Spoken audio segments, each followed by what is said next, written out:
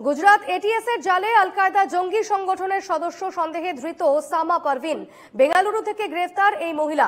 এর আগে 3 জঙ্গিকে গ্রেফতার করা হয়েছিল, এমনটাই জানিয়েছেন গুজরাট এটিএস এর ডিআইজি।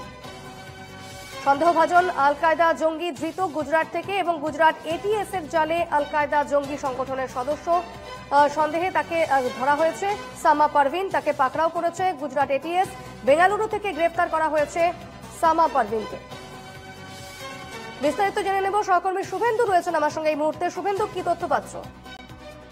দেখো দীপর্ণা, স্বাভাবিকভাবে যে তথ্য উঠে আসছে সবার প্রথমে এই যে ধৃত সামা পারভিন, বছর 30-এর সামা পারভিন আল কায়দার সঙ্গে, আল কায়দার একটি টেরর মডিউলের সঙ্গে যুক্ত রয়েছে এমনটা কিন্তু প্রথমত অভিযোগ উঠে আসছে। কেন অভিযোগ আসছে? রীতিমতো বেশ কিছুদিন ধরেই তার সোশ্যাল মিডিয়ায় বেশ কিছু সন্দেহজনক পোস্ট সামনে এসেছে, যেটা দেখে স্বাভাবিকভাবেই অনুমান করা হচ্ছিল সে টেরর সিম্প্যাথাইজার, অর্থাৎ এই টেররিস্ট অর্গানাইজেশন গুলি রয়েছে, নিষিদ্ধ অর্গানাইজেশন গুলি আছে, তার সঙ্গে কিন্তু রীতিমতো তার যোগাযোগ রয়েছে। সেই সমস্ত ভিডিও, তাদের উস্কানিমূলক বক্তব্য সে সোশ্যাল মিডিয়ায় পোস্ট করতো এবং তার প্রতি সমর্থন চাইতো।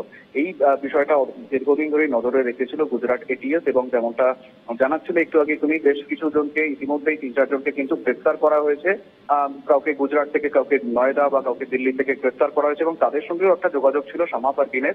এই বিভিন্ন দিক খতিয়ে দেখে কিন্তু বেঙ্গালুরু থেকে তাকে গ্রেফতার করা হয়েছে। বছর 30-এর সামা পারভিন ঝাড়খণ্ডের বাসিন্দা বলে জানা যাচ্ছে এখনো পর্যন্ত, এবং বছর 3 ধরে তিনি বেঙ্গালুরুতে থাকছিলেন তার ছোট ভাইয়ের সঙ্গে এবং সেখান থেকে তাকে গ্রেফতার করা হয়েছে। আপাতত সেখানে স্থানীয় একটি আদালতে তোলা হয়েছে তাকে এবং সেখানে স্থানীয় আদালতের নির্দেশে ট্রানজিট রিমান্ডে তাকে কিন্তু গুজরাট নিয়ে যাচ্ছে গুজরাটের এটিএস।